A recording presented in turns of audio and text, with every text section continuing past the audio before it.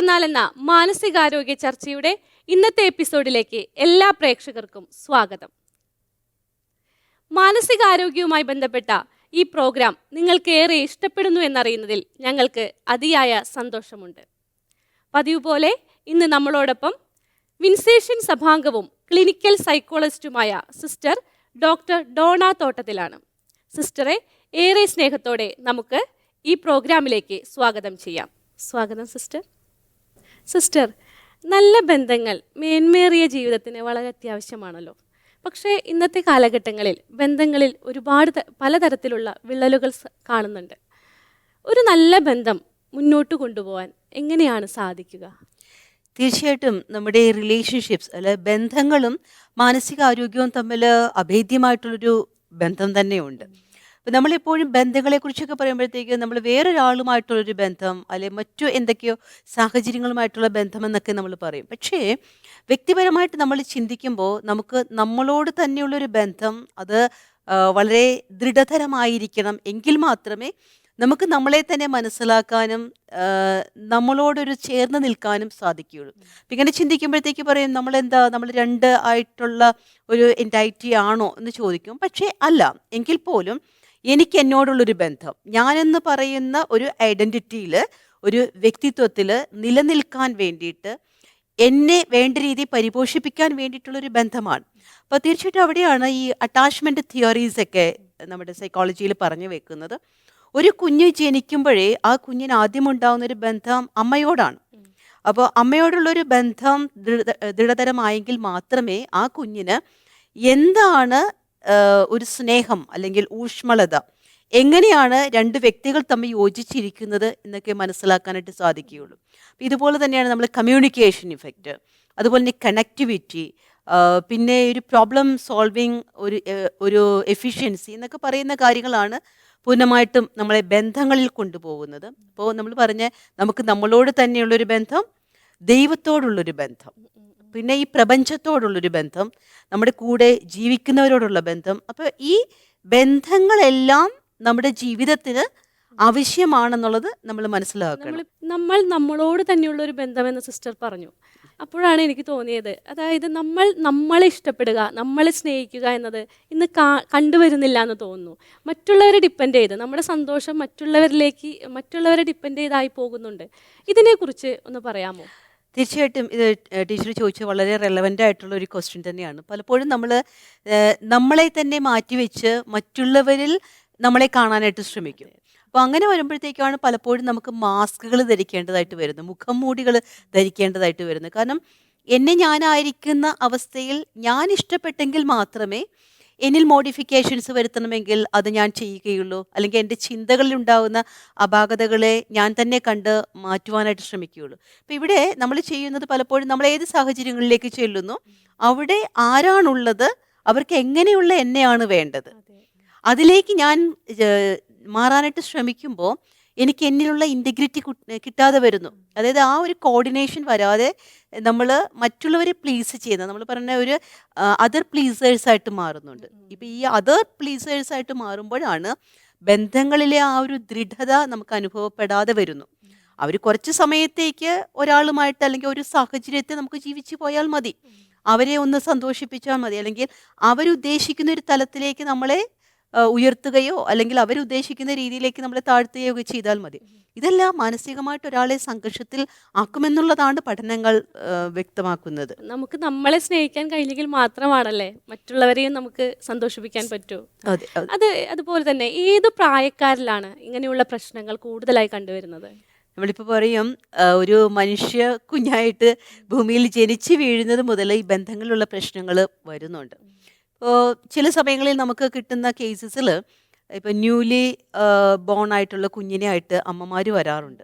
കാരണം അവർ പറയുന്നത് അവരുടെ അത്രയും അവരുടെ ആ ഒരു ലൈഫ് ഈവൻസിനെ മാറ്റിമറിക്കുന്നുണ്ട് ഒരു കുഞ്ഞ് വരുന്നതോടുകൂടി. അല്ലെങ്കിൽ കുഞ്ഞ് ചിലപ്പോൾ ഭയങ്കര അത്ര ഒരു വാംതല്ലായിരിക്കാം, അല്ലെങ്കിൽ നല്ല രീതിയിൽ കണക്ട് ചെയ്ത് പോകാൻ പറ്റുന്ന രീതിയല്ലായിരിക്കും. ഇപ്പോൾ കുഞ്ഞാണ്, കൂടുതൽ കരച്ചിലുണ്ടാകുന്നു, കുഞ്ഞിൻ്റെ ജീവിതത്തിൻ്റെ ആ ഒരു കാര്യങ്ങളെല്ലാം താളം തെറ്റിയിരിക്കുന്നു, ഇത് അമ്മയെ ബാധിക്കുന്നു. ഇത് കുഞ്ഞും അമ്മയും തമ്മിലുള്ള അഭേദ്യമായ ബന്ധത്തെ തകരാറിലാക്കുന്നുണ്ട്. ഇതെപ്പോഴും ഒരു നമ്മൾ പറയുന്ന ഒരു ചെയിൻ സർവീസ് പോലെയാണ്, ഒരു വിഷി സർക്കിൾ പോലെയാണ്. ഇത് അമ്മയ്ക്ക് കുഞ്ഞിനോട് ഒരു അല്പം അകൽച്ച വരുന്നു.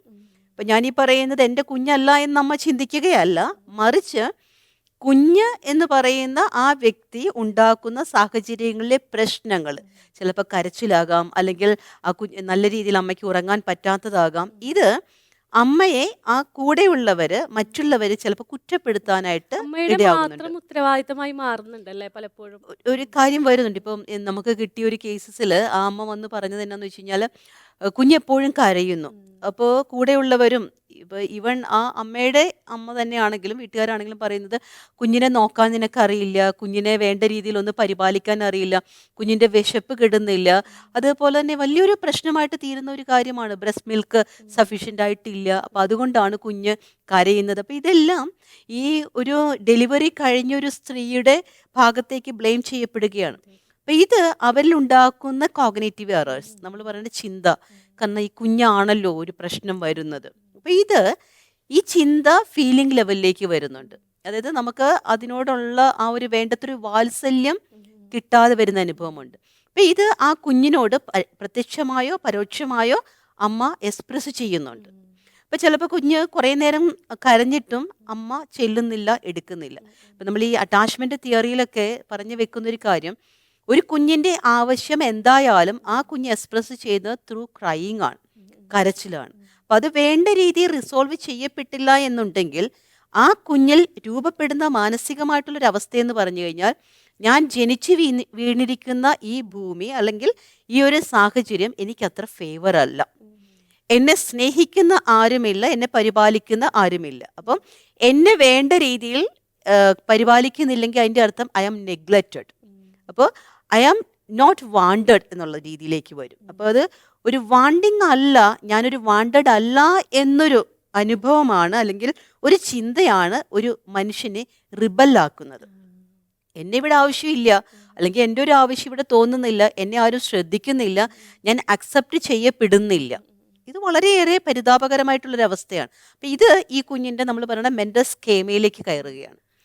ഇത് പറഞ്ഞപ്പോഴാണ്, അതായത് ഓരോ കുഞ്ഞായിരിക്കുമ്പോൾ തന്നെ ഓരോ സമയത്തും അല്ലെങ്കിൽ ഓരോ കാലഘട്ടത്തിലും അവന് കിട്ടേണ്ടതായ ചില ബന്ധങ്ങളുണ്ടല്ലോ, ആ ഒരു സ്നേഹമുണ്ടല്ലോ. അപ്പോൾ പലപ്പോഴും നമ്മൾ കണ്ടുവരുന്നതാണ് അച്ഛനമ്മയും പുറത്ത് ജോലിക്ക് പോവുക, ഇങ്ങനെയുള്ള കാര്യങ്ങൾ. അവർ എന്താ പറയുക, പാപ്പൻ്റെ അമ്മാമ്മയുടെയും കൂടെയും ജീവിക്കുക, അങ്ങനെയൊക്കെ. അപ്പം അങ്ങനെ വരുമ്പോഴുള്ള ഒരു മാറ്റവും കുട്ടികളെ ബാധിക്കുന്നില്ലേ? ഉണ്ട്, തീർച്ചയായിട്ടും ബാധിക്കുന്നുണ്ട്. ഇപ്പം ഇന്നത്തെ കാലഘട്ടത്തിൽ ടീച്ചർ പറഞ്ഞ പോലെ വളരെ നമുക്ക് പ്രകടമായിട്ട് കാണുന്നൊരു അനുഭവമാണ്. കുഞ്ഞുങ്ങൾക്ക് ഇന്ന് മാതാപിതാക്കൾ എന്ന് പറയുന്നത് ഒരു ATM മെഷീൻ പോലെയാണ്. അവരെ ഇങ്ങനെ എല്ലാം പ്രൊവൈഡ് ചെയ്യാനായിട്ടിരിക്കുന്നു, കുഞ്ഞുങ്ങൾ അവരുടേതായിട്ടൊരു ലോകത്തിലേക്ക് പോകുന്നു.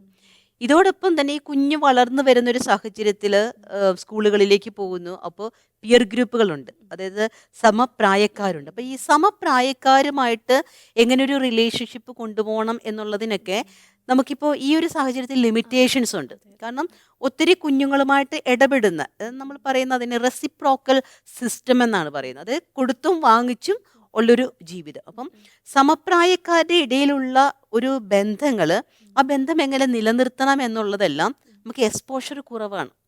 ഇന്ന് കുഞ്ഞുങ്ങൾ വീടുകളിൽ കുറവാണ്, സ്കൂളുകളിലേക്ക് പോയി കഴിഞ്ഞു കഴിഞ്ഞാലും അത് വളരെ ചിട്ടയായിട്ടുള്ളൊരു ക്രമത്തിലാണ് പോകുന്നത്. അപ്പം നമ്മൾ പറയുന്ന ഒരു സ്പോണ്ടേനിയസ് ആയിട്ടുള്ള ഒരു റിലേഷൻഷിപ്പ് ബിൽഡിങ്ങിലേക്കോ റിലേഷൻഷിപ്പ് മെയിൻറ്റെയിനിങ്ങിലേക്കോ കുഞ്ഞുങ്ങൾ വരുന്നില്ല. ഇതുപോലെ തന്നെ കുട്ടികൾക്ക് അവർ തമ്മിൽ പിണങ്ങിക്കഴിഞ്ഞാലൊക്കെ അതെങ്ങനെ ഒന്ന് റെഡിയാക്കി എടുക്കണം എന്നുള്ളത്, നമ്മൾ പറയണത് ബന്ധങ്ങളിലെ വലിയൊരു കാര്യം തന്നെയാണ് കോൺഫ്ലിക്റ്റ് റെസൊല്യൂഷൻ.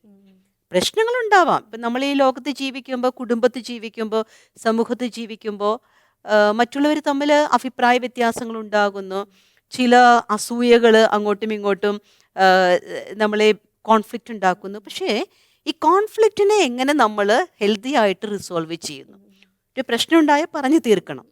നല്ല ബന്ധങ്ങൾ കണ്ടു വളരേണ്ടതും അത്യാവശ്യമാണല്ലേ? ഇന്നത്തെ കാലഘട്ടത്തിലെ കുഞ്ഞുങ്ങൾക്ക് അത് കിട്ടാതെ പോകുന്നില്ലേ? അതെ, തീർച്ചയായിട്ടും. നമ്മൾ ഈ പ്രത്യേകിച്ച് ഈ കൗമാര പ്രായക്കാരുടെ ഇടയിലെ പ്രശ്നങ്ങൾ കാണുന്നുണ്ട്. ഇപ്പം നമുക്ക് നമ്മുടെ ക്ലിനിക്കിലേക്ക് കിട്ടുന്ന കൗമാരപ്രായത്തിലെ കുട്ടികളുടെ ബന്ധങ്ങളുടെ ഇഷ്യൂസ്, പ്രത്യേകിച്ചും അത് റൊമാൻറ്റിക് അഫെയർ പോലെയുള്ള ബന്ധങ്ങളുമായിട്ടുള്ള ഒരു പ്രശ്നത്തിലാണ് കൊണ്ടുവരാറുള്ളത്. അപ്പോൾ അവിടെ എനിക്ക് മനസ്സിലായ ഒരു കാര്യം, ഇന്ന് നമ്മുടെ ഒരു റിയാലിറ്റി ഓറിയൻറ്റഡ് ആയിട്ടുള്ള ഒരു റിലേഷൻഷിപ്പിനേക്കാൾ വെർച്വൽ റിലേഷൻഷിപ്പിന് കൂടുതൽ ഒരു ഇത് കൊടുക്കുന്ന ഒരു കാലഘട്ടമാണ്. അതായത് ഒരു വെർച്വൽ റിലേഷൻഷിപ്പാണ് എല്ലാവർക്കും താല്പര്യം. അവരുടെ ബാക്ക്ഗ്രൗണ്ട് അറിയേണ്ട കാര്യമില്ല. അപ്പോൾ എന്താണോ പറയുന്നത്, എന്തോ സംസാരിക്കുന്നു, അപ്പോൾ ഒരു മൊമെൻ്ററി ആയിട്ടുള്ളൊരു പ്ലഷർ സീക്കിങ്. അപ്പോൾ കുട്ടികളെ സംബന്ധിച്ചിടത്തോളം ചിലപ്പോൾ ചിലരെയൊക്കെ നമ്മൾ കൊണ്ടുവരുന്നത് പലപ്പോഴും ഈ സോഷ്യൽ മീഡിയകളിലൊക്കെ ചാറ്റിങ് ചെയ്തു, അല്ലെങ്കിൽ ഈ ചാറ്റ് ചെയ്തു കുറച്ച് നാൾ ഒരു 2-3 മാസക്കാലം ഒരാളുമായിട്ട് ചാറ്റ് ചെയ്യുന്നുണ്ട്, പിന്നീട് അയാളെ കാണുന്നില്ല, ഡിസപ്പിയറായി. അപ്പോൾ ഒരു റിയാലിറ്റിയും വെർച്വൽ വേൾഡും തമ്മിലുള്ള ആ ഒരു ഡിസ്കണക്ഷൻ പ്രത്യേകിച്ച് നമ്മുടെ കൗമാര പ്രായക്കാർക്ക് ഇന്ന് തിരിയുന്നില്ല എന്നുള്ളതാണ്.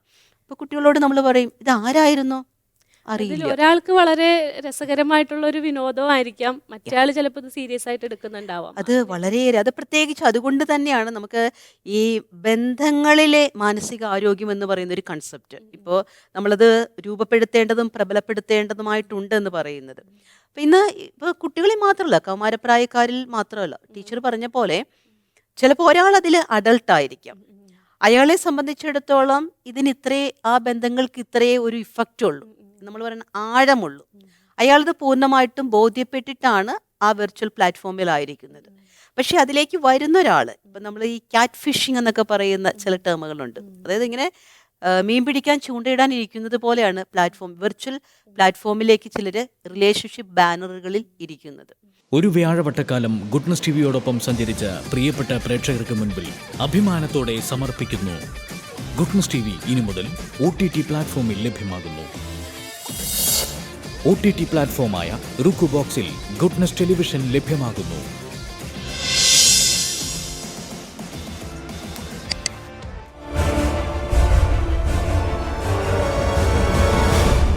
Goodness.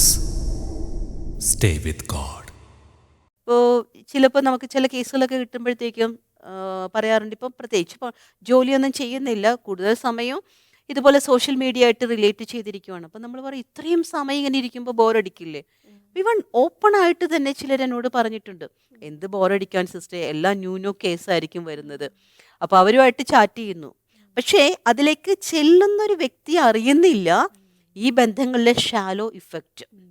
നമ്മളെപ്പോഴും ഓർക്കണം, ഒരു മച്ചുറായിട്ടുള്ളൊരു പേഴ്സണ് മാത്രമേ ഒരു ബന്ധങ്ങളിലെ ആ ഒരു നൈർമല്യവും അല്ലെങ്കിൽ അതിലുണ്ടാകേണ്ട ഒരു ക്വാളിറ്റിയൊക്കെ മെയിൻറ്റെയിൻ ചെയ്യാനായിട്ട് സാധിക്കുകയുള്ളൂ. അപ്പോൾ ഇതുപോലെ ഇങ്ങനെ ഷാലോ ഇഫക്റ്റായിട്ട് ബന്ധങ്ങൾ പോയി കഴിഞ്ഞാൽ കുടുംബങ്ങൾ നമുക്ക് ദൃഢപ്പെടുത്തി നിർത്താൻ സാധിക്കില്ല. അതെ അതെ, കുടുംബ ബന്ധങ്ങളെ വളരെയധികം ബാധിക്കുന്നുണ്ടല്ലേ? ബാധിക്കും. അതാണ് ഇന്നത്തെ കാലഘട്ടത്തിൽ നമ്മൾ കാണുന്നത്, വിവാഹിതരായിട്ടുള്ള ദമ്പതികളുടെ ഇടയിലുള്ള ട്രസ്റ്റ് പ്രശ്നങ്ങൾ. എന്ന് വെച്ച് കഴിഞ്ഞാൽ പരസ്പരം വിശ്വസിക്കാൻ സാധിക്കുന്നില്ല. ഇപ്പോൾ ഒരാൾ അവിടെ കൺമുമ്പിൽ നിന്ന് മറിഞ്ഞു കഴിഞ്ഞാൽ മറ്റൊരാൾക്ക് അയാൾ ഓക്കെ, ഞാനുമായിട്ടൊരു കണക്ഷൻ ഉണ്ട്, ഞങ്ങൾക്ക് വിശ്വാസ്യതയുണ്ട്, നമ്മൾ പറയുന്ന ഫിഡിലിറ്റി.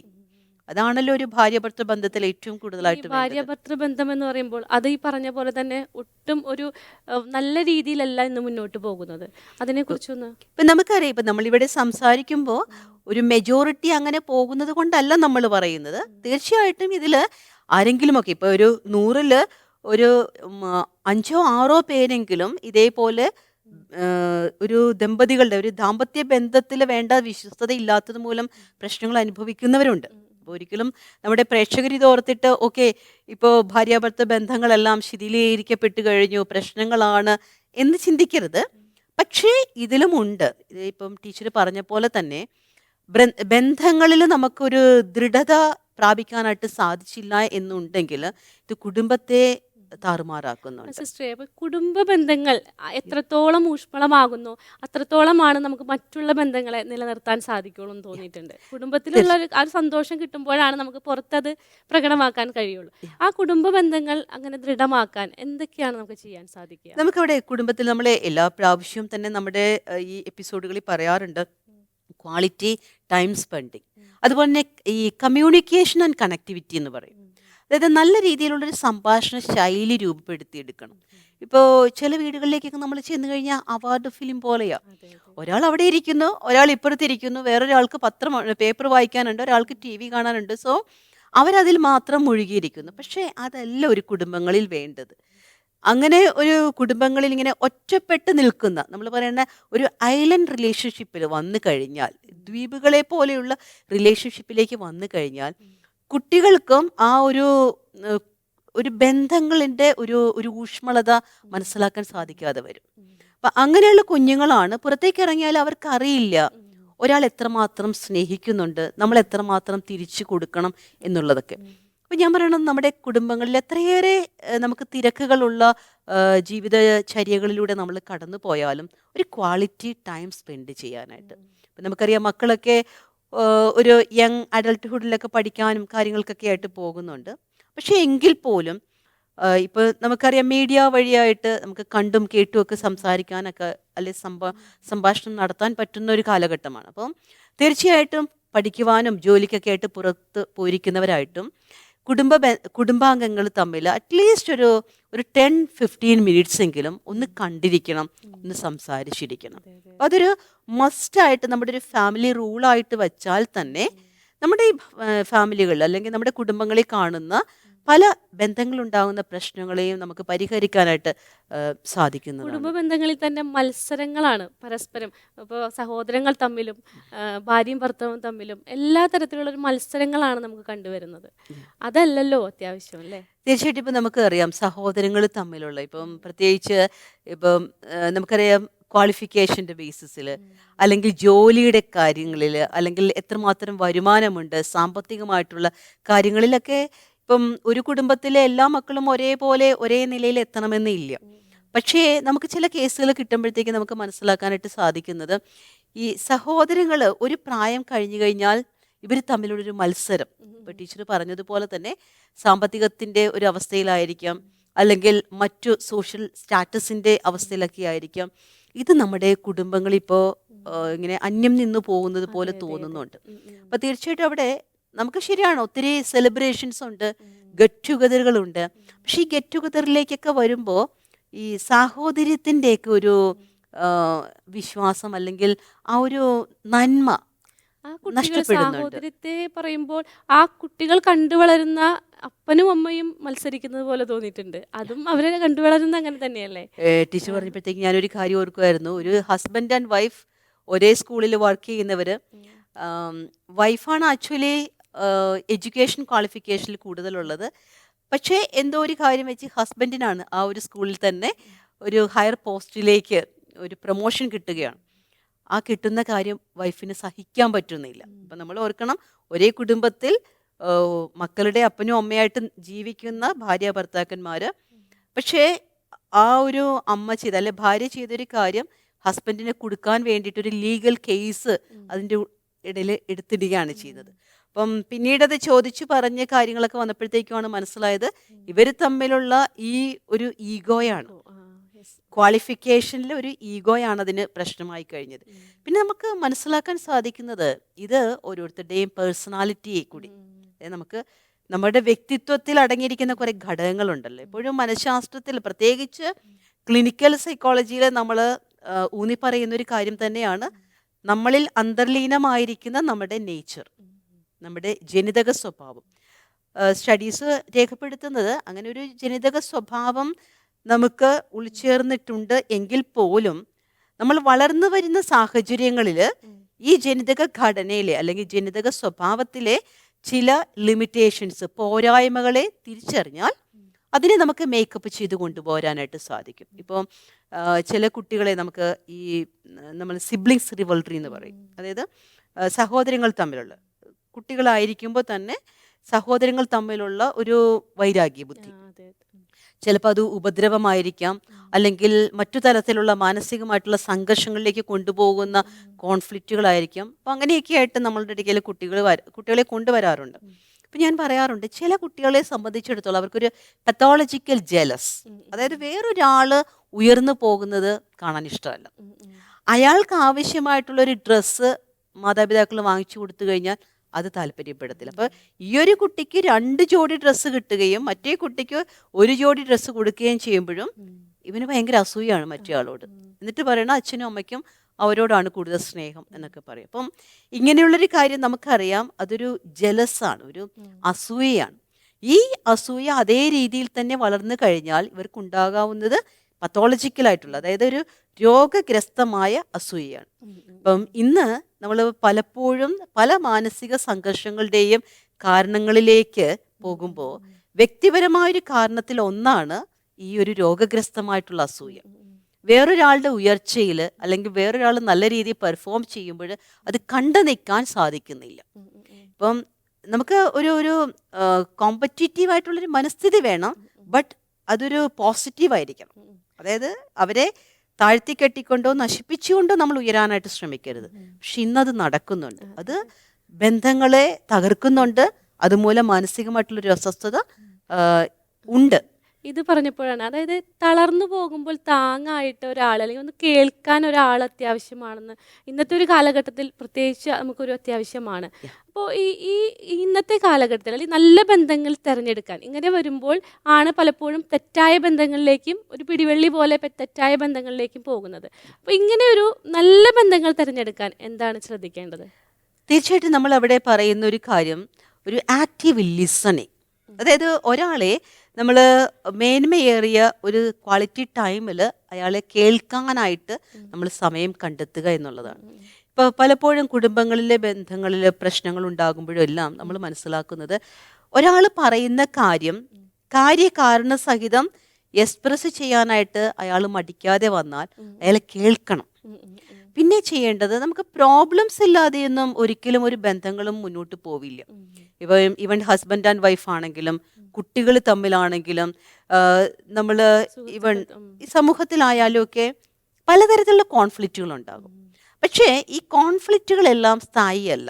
അതായത് പ്രശ്നങ്ങൾ ഇപ്പം ആശയപരമായിട്ടുള്ള ചില പ്രശ്നങ്ങളായിരിക്കാം, അല്ലെങ്കിൽ എനിക്ക് ഇയാളെ മനസ്സിലാക്കാനായിട്ട് അല്ലെങ്കിൽ ഈ ഒരു സമയത്ത് ഈ ഒരു അഭിപ്രായത്തോട് എനിക്ക് യോജിക്കാൻ പറ്റുന്നില്ല എന്നുള്ളതായിരിക്കാം. പക്ഷെ ഇവിടെ നമുക്കതിനെ എങ്ങനെ ഇഫക്റ്റീവായിട്ട് പറയാനായിട്ട് സാധിക്കും? അപ്പോൾ ഏറ്റവും പ്രധാനപ്പെട്ട ഒരു കാര്യം ആക്റ്റീവ് ലിസണിങ് തന്നെയാണ്. പിന്നെ നമ്മൾ ഓർക്കേണ്ട ഒരു കാര്യം, ചിലരെ സംബന്ധിച്ചിടത്തോളം നമ്മുടെ ഓരോ സ്റ്റൈലുകളുണ്ട്. ചിലർക്ക് കൂടുതലും ഒരു ഓട്ടോക്രാറ്റിക് ആയിട്ടുള്ളൊരു സ്റ്റൈലായിരിക്കും. അതായത് എല്ലാം എനിക്ക് അടക്കി ഭരിക്കണം എന്നുള്ളതായിരിക്കും.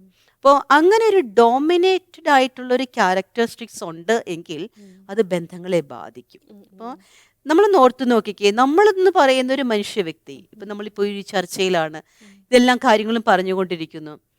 ഏതെങ്കിലും ഒരു ഫ്രാക്ഷൻ ഓഫ് സെക്കൻഡ് മതി നമ്മുടെ ന്യൂറോളജിക്കൽ ആയിട്ടുള്ളതോ അല്ലെ സൈക്കോളജിക്കൽ ആയിട്ടുള്ളോ അല്ലെ ഫിസിയോളജിക്കൽ ആയിട്ടുള്ള കണ്ടീഷൻസിൽ ഒരു മാറ്റം വന്നു, നമ്മൾ കൊളാപ്സ് ആയി കഴിഞ്ഞു കഴിഞ്ഞാൽ പിന്നെ ഞാൻ പറയുന്ന എന്നെ അല്ലെങ്കിൽ എൻ്റെ ഈഗോയ്ക്കൊന്നും എന്നെ രക്ഷിക്കാൻ പറ്റില്ല. അവിടെ രക്ഷിക്കാൻ പറ്റുന്നത് എന്നെ ആരാണോ കണ്ടു നിൽക്കുന്നത് അവർക്കേ ഉള്ളൂ. അപ്പോൾ ഈ പറയുന്ന ഒരു കാര്യം വെച്ചുകൊണ്ട് നമ്മൾ ബന്ധങ്ങളില്ലാതെ ഈ ലോകത്ത് ജീവിക്കാൻ പറ്റില്ല. പക്ഷേ ആ ബന്ധങ്ങൾക്ക് നമുക്കൊരു സുതാര്യത ഉണ്ടാവണം, അതുപോലെ തന്നെ റിലയബിലിറ്റി ഉണ്ടാവണം. ചുമ്മാതെ ഒരു ഷാലോ ആയിട്ട് ഹായ് ബായ് ബന്ധം അത് നമ്മുടെ പേഴ്സണാലിറ്റിയെ ബാധിക്കും.